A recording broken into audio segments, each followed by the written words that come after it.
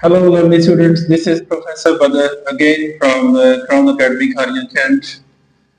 As we promised you guys that we would be uploading videos regarding IELTS and English language. So we are not touching upon English language right now.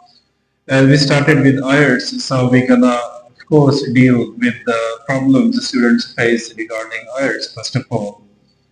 The problem that I have noticed most of the students face while they do task 1 or task 1 is regarding the head sentence. I have seen most of the students whenever they do some process chart, pie chart, bar graph or any graph, they tend to write the head sentence in the same way as it is already given, which is absolutely unacceptable. So today I'm gonna talk about how should you make a proper head sentence to get your desired bands in IELTS. So let's move and see how a proper head sentence should be like in a task 1 of IELTS paper or exam. So let's see how do we do it. All right, dear students, as I mentioned earlier, that I would be telling you about how should you write the head sentence in a proper way to achieve your desired bands. So I have written already some material there to guide you properly. Keep in mind the charts I have drawn there are pie charts, and most of the times what happens, you are given two charts. One chart is always having different information from the other one. So what a bad head sentence would be, for example, this is a head sentence and it says the graph shows how people in a European city reached their office and got back in 1980 and 2000. Means this is, for example, given to you in your exam. If you write it the same way or you do just little changes, it means you are doing the worst, to be honest. Now, the question arises, how should you write a head sentence and it would be acceptable then and would lead you to the desired bands? I'm gonna make the things very easy for you, don't worry at all. So I would try to be, quick because the video gets too long and I don't want that to be actually. So first of all, if you are gonna do a pie chart, this is given in your exam. The first thing you should see whether the pie charts given belong to the past, present or future. This is the first thing as a student you should keep in mind. Now, if you read it carefully, you can see the time is mentioned there, the years been mentioned there. It says 1980, it means one chart is of 1980 and the other is of 2000. It means definitely it belongs to the past. So a good student should realize that if the charts belong to the past or they give the data regarding the past, you should be writing in the past, but not the head sentence, of course. Yes, still you should change it to make it attractive. To snatch your desired bands from the examiner, you have to change it. But you don't have to change it blindly, of course. You have to change it very wisely. And your head sentence should be like a signboard. As you go to a pharmacy or you go to a shopping mall, the signboards clearly show to you which things are being sold there. Same is the case with here, with your writing in task 1. Your head sentence should be like a signboard. Your head sentence should give this message to the examiner that the things you are going to write in your summary. Okay, so make your head sentence first a signboard. It should be giving a message to the examiner.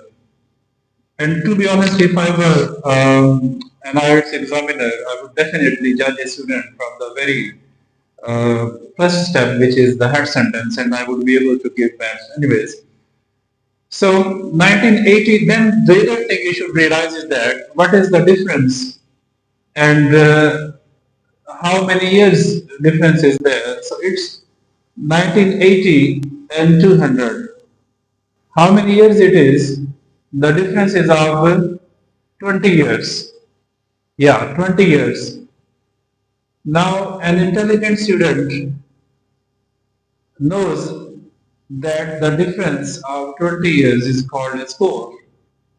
Similarly, the difference of 10 years is called a decade. So you should be using these words instead of writing more and more, uh, unattractive words. You should be using sound vocabulary there.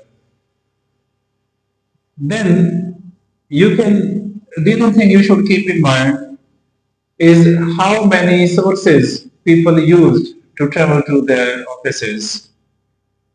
Count them. One, car users. Two, train users. Three, bicycle users. Four, bus users. Five, others.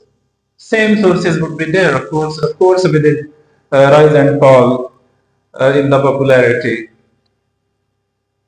Now, I will write a proper head sentence for you guys, and you should follow me. Then, how do I do it? So, first of all, it says the graph shows. You should change this one. You should change this one first of all.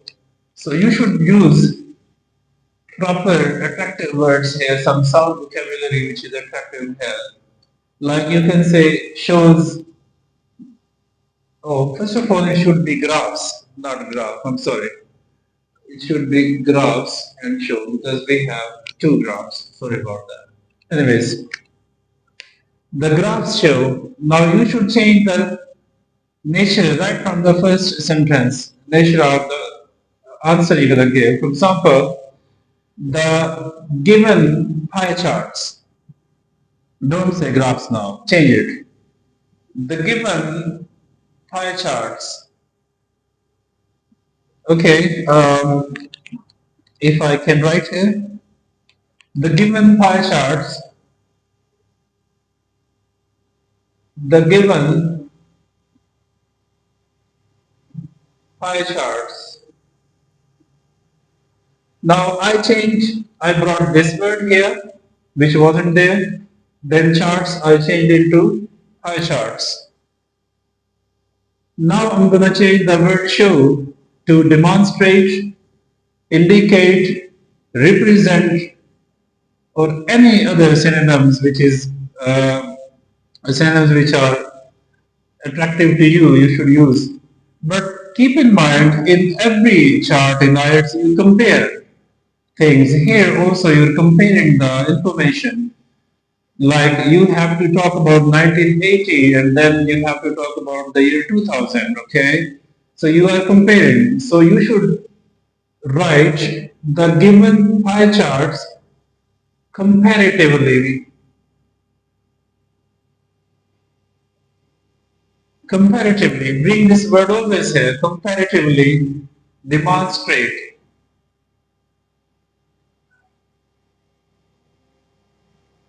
Okay, we change this. The given pie charts comparatively demonstrate. Now, a wise student would always think that which other twist can he or she give to the head sentence. Now, after this, use data from here as well. Like there are 5 different devices or 6. You can say sources here. I'm sorry. You can say The given pie charts comparatively describe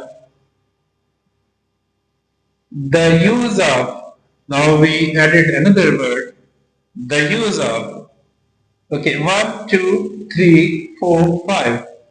Five different sources. The use of five different sources. Okay, the use of five different sources to, okay, why did they use these sources?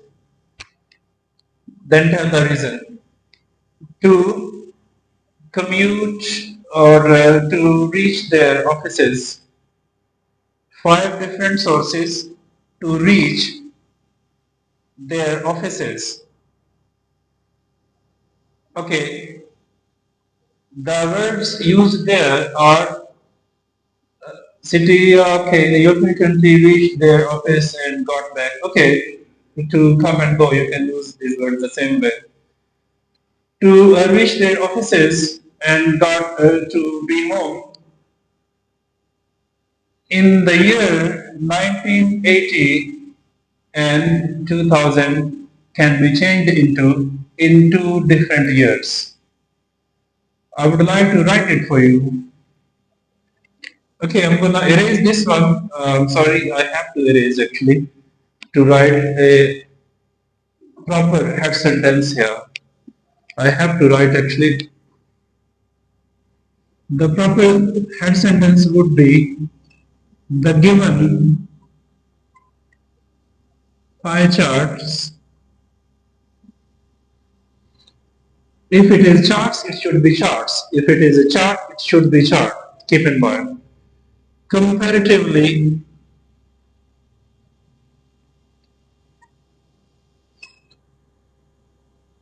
comparatively demonstrate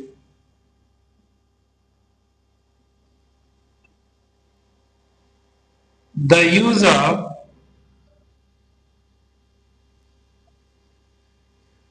five different devices. I don't know why I'm saying devices again and again. Anyway, sorry about that. Different sources. Sometimes some students mention sources as well, so if sources are not many in number, you can mention to reach their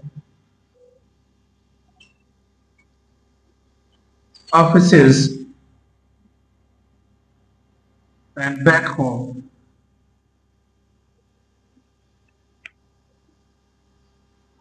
into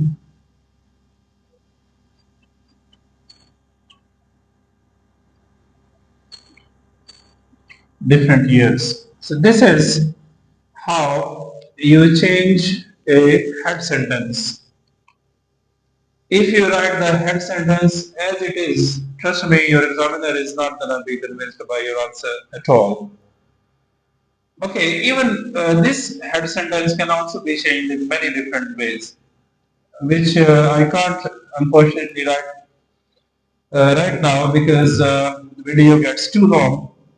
So at least in this video, my main purpose was to indicate, so to inculcate in this in your mind that how should you be doing step by step the charts given in the IELTS writing task 1. So today we talked about only the head sentence. Keep in mind once again, I would love to say that this head sentence can be written in many other ways as well and it make it more attractive.